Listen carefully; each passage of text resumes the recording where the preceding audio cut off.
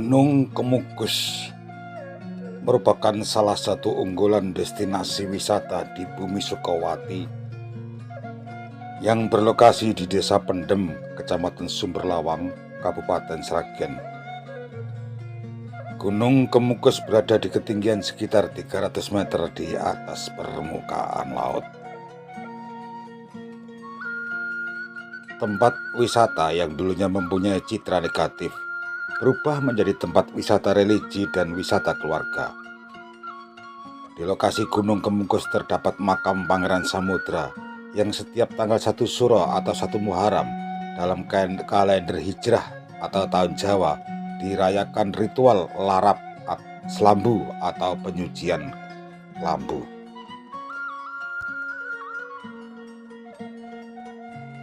Asal mula Gunung Kemukus tidak lepas dari legenda Pangeran Samudra yang melakukan syiar agama Islam sampai wilayah tersebut. Menurut cerita, Pangeran Samudra adalah putra Brawijaya V, raja terakhir di Majapahit dari seorang ibu selir. Situasi Pangeran Samudra kala itu merupakan masa-masa senja kerajaan Hindu. Seiring menguatnya pengaruh Kesultanan Demak Bintoro yang bercorak Islam. Kesultanan Islam pertama di Jawa didirikan oleh Raden Patah, putra mahkota Prabu Brawijaya V Majapahit. Sehingga Raden Patah dan Pangeran Samudra masih memiliki hubungan kekerabatan. Pada masa itu, banyak kerabat kerajaan Majapahit yang mempelajari agama Islam. Demikian pula dengan Pangeran Samudra, ia memutuskan tinggal di Demak Bintoro untuk mendalami agama Islam kepada Sunan Kalijogo. Salah seorang ibu tiri yang juga merupakan salah satu selir raja, yakni Raden Ayu Ontrowulan, turut serta mengiringi Pangeran Samudra belajar agama Islam di Demak Bintoro. Beberapa tahun berselang, Sunan Kalijogo mengutus Pangeran Samudra mengembara ke arah selatan menuju Gunung Lawu. Sang pangeran diminta belajar kepada ulama-ulama Islam yang dijumpai selama perjalanan ke selatan tersebut. Sunan Kalijaga berharap ilmu agama yang dimiliki Pangeran Samudra kian lengkap sebagai bekalnya kelak dalam berdakwah Islam.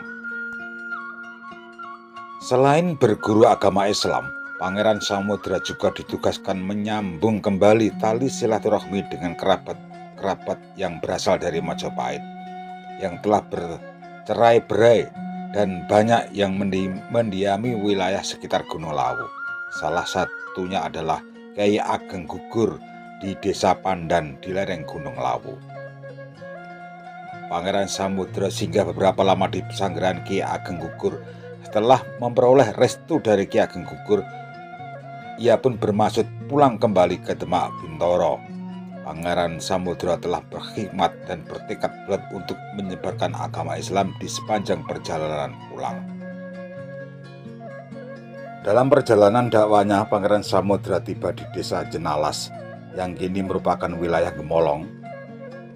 Di Jenalas ini Pangeran Samudra berjumpa dengan Kiai Kamaliman yang berasal dari Demak.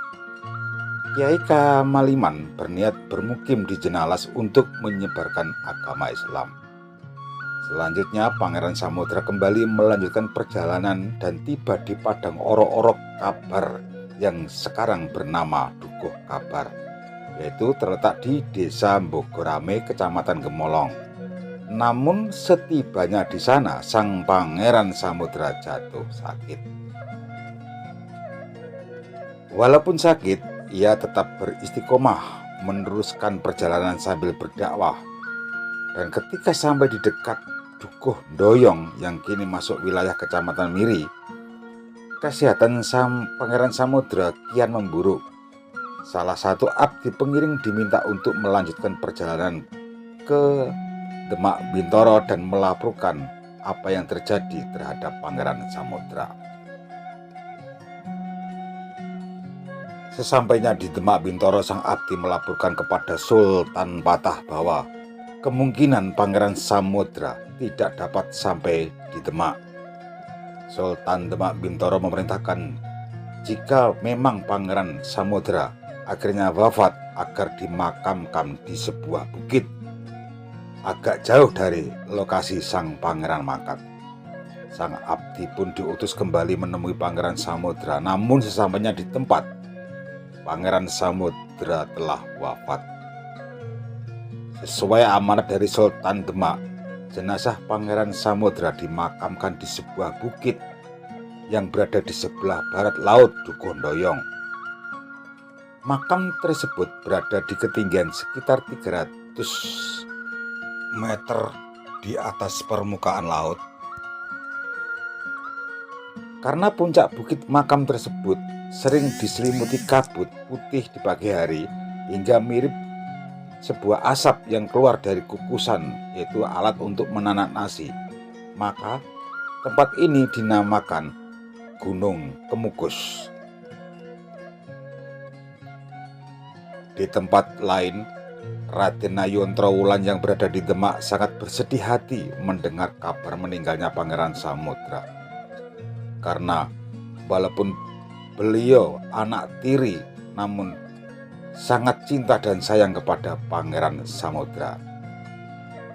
Dengan diliputi duka yang mendalam, sang putri berkehendak pergi ke Gunung Kemukus. Ia bermaksud untuk bertakziah, memberi penghormatan terakhir kepada Pangeran Samudra. Sampainya di Gunung Kemukus, Raden Ayu Ontrowulan memeluk pusara Pangeran Samudra dan tak mau melepaskan beberapa waktu lamanya. Sampai akhirnya sang putri tersadar dan mengikhlaskan kepergian Pangeran Samudra menghadap sang Holik. Dalam suasana berduka, Raden Ayu Ontrowulan menuju ke sebuah sendang dan mengambil air untuk bersuci. Sang putri lalu menenangkan batin dan berdoa kepada Allah Subhanahu wa Ta'ala. Dan setelah memperoleh petunjuk, ia kemudian memutuskan tinggal di Gunung Kemukus hingga akhir hayatnya. Mata air tempat bersuci itu sekarang dikenal dengan nama Sendang Ontrowulan yang letaknya di bawah area makam Pangeran Samudra. Air sendang itu tidak pernah kering walaupun saat kemarau tiba. Salah satu sumber ada yang mengatakan bahwa Pangeran Samudra pernah memberi nasihat yang dituturkan secara turun-temurun. Sing sapa duwe pajangka marang samubarang kang dikarepke, bisane kelakon iku kudu sarana pawitan temen, mantep, ati kang suci, aja slewing-slewing, kudu mandeng marang kang katuju, cedhakno pangrasa tresna marang Gusti, kaya dene yen arep nekani kang ditresnani. Itulah salah satu nasihat yang masih dikenang sampai sekarang. Dahulu, Gunung Kemukus sendiri dikenal oleh masyarakat luas sebagai tempat pesugihan dengan ritual seks bebas. Namun kini Gunung Kemukus telah berubah menjadi wisata religi masyarakat yang ingin berziarah ke makam Pangeran Samudra. Ada cerita lain yang mengatakan bahwa setelah Raden Ayu Ontrowulan meninggal dunia, maka makam dari Pangeran Samudra pun dibongkar kembali dan jenazah dari Raden Ayu Ontrowulan dimakamkan di dekat jenazah Pangeran Samudra, yaitu dalam satu liang. Karena mengingat walaupun ibu tiri, tetapi Raden Ayu Ontrowulan sangat menyintai dan sangat besar sayangnya kepada Pangeran Samudra, maka diizinkan untuk dimakamkan satu liang bersama Pangeran Samudra.